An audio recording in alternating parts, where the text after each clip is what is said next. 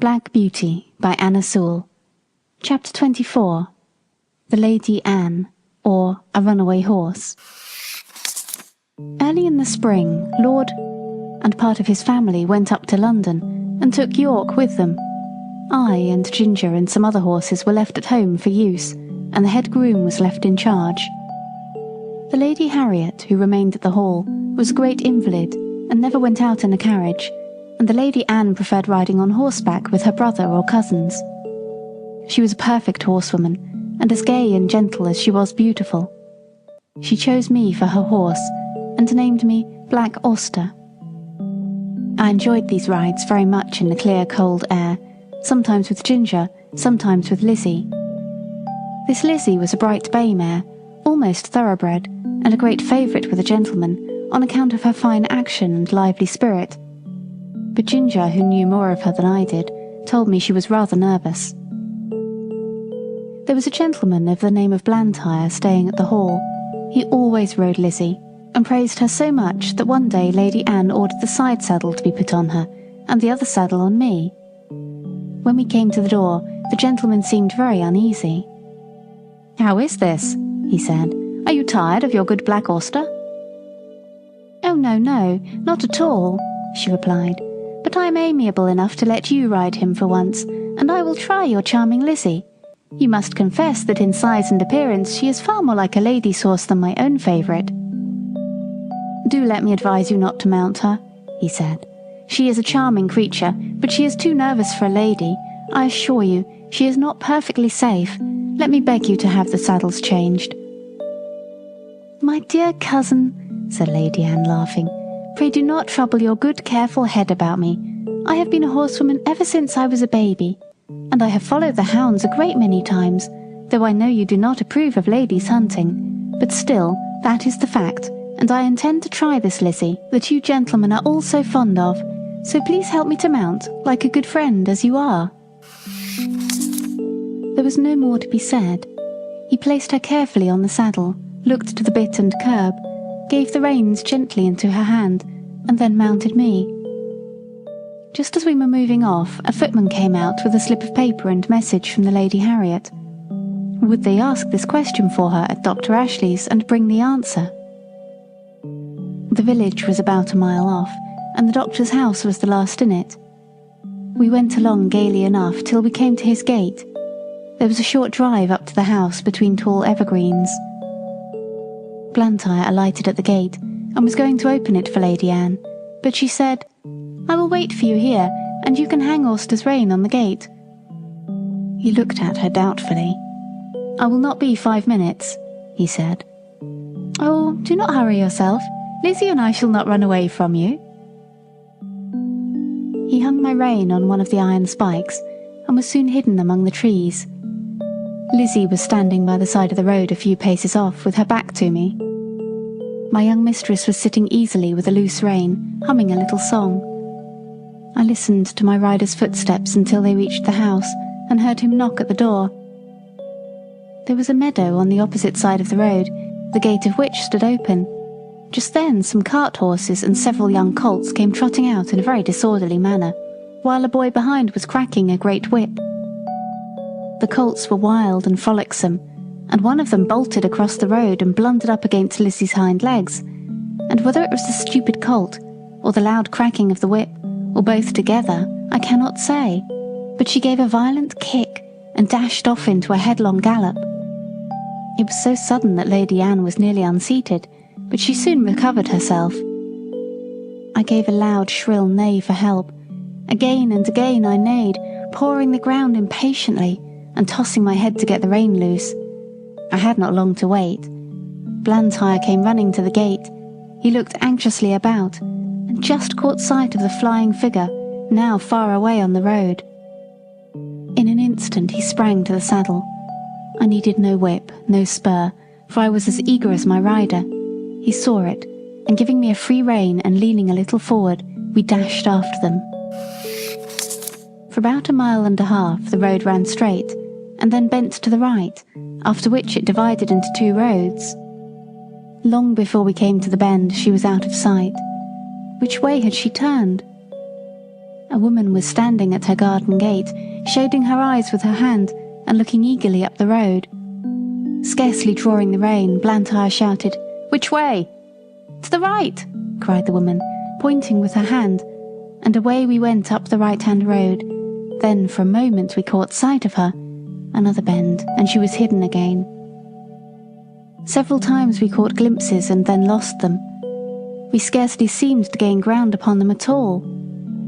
An old road mender was standing near a heap of stones, his shovel dropped and his hands raised. As we came near, he made a sign to speak. Blantyre drew the rein a little.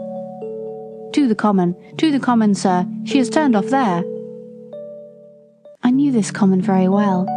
It was for the most part very uneven ground, covered with heather and dark green furze bushes, with here and there a scrubby old thorn tree. There were also open spaces of fine short grass, with ant-hills and mole-turns everywhere. The worst place I ever knew for a headlong gallop. We had hardly turned onto the common when we caught sight again of the green habit flying on before us. My lady's hat was gone, and her long brown hair was streaming behind her. Her head and body were thrown back, as if she were pulling with all her remaining strength, and as if that strength were nearly exhausted. It was clear that the roughness of the ground had very much lessened Lizzie's speed, and there seemed a chance that we might overtake her. While we were on the high road, Blantyre had given me my head, but now, with a light hand and a practised eye, he guided me over the ground in such a masterly manner that my pace was scarcely slackened, and we were decidedly gaining on them. About halfway across the heath, there had been a wide dyke recently cut, and the earth from the cutting was cast up roughly on the other side. Surely this would stop them. But no, with scarcely a pause Lizzie took the leap, stumbled among the rough clods and fell. Blantyre groaned. "Now, Auster, do your best." He gave me a steady rein. I gathered myself well together, and with one determined leap cleared both dyke and bank. Motionless among the heather, with her face to the earth, lay my poor young mistress. Blantyre kneeled down and called her name. There was no sound. Gently he turned her face upward. It was ghastly white, and the eyes were closed. "Annie, dear Annie, do speak." But there was no answer. He unbuttoned her habit, loosened her collar, felt her hands and wrist, then started up and looked wildly round him for help. At no great distance there were two men cutting turf, who, seeing Lizzie running wild without a rider, had left their work to catch her. Blantyre's halloo soon brought them to the spot. The foremost man seemed much troubled at the sight, and asked what he could do. "Can you ride?" "Well, sir, I ain't much of a horseman, but I'd risk my neck for the Lady Anne. She was uncommon good to my wife in the winter."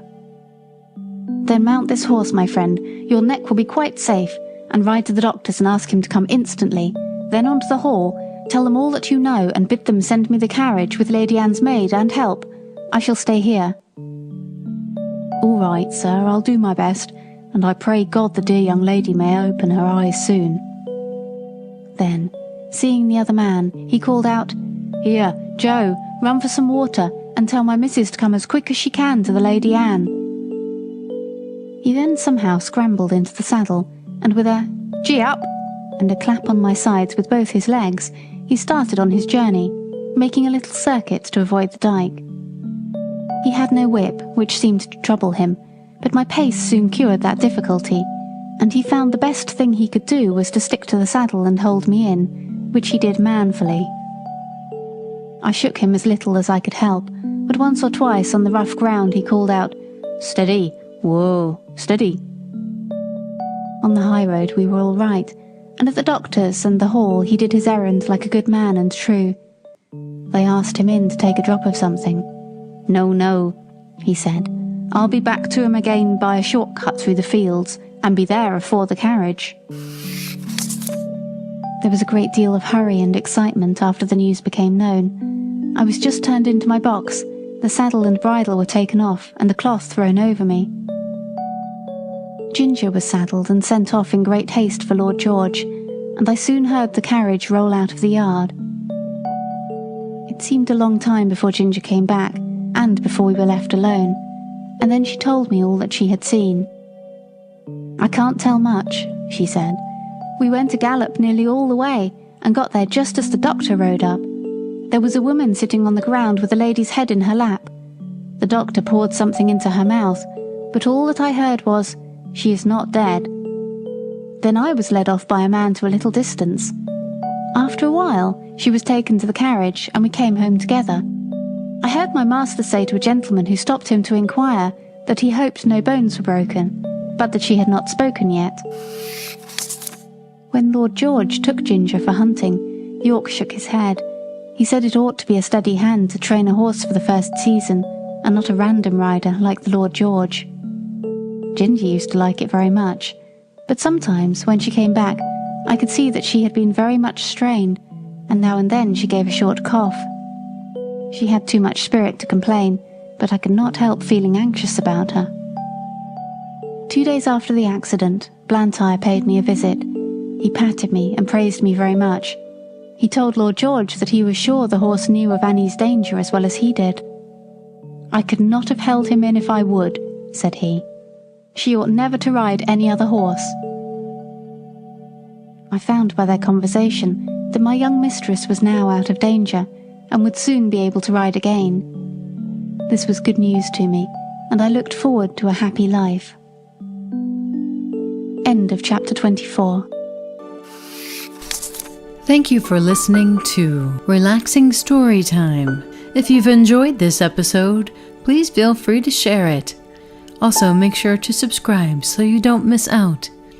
Be sure to check out our other videos.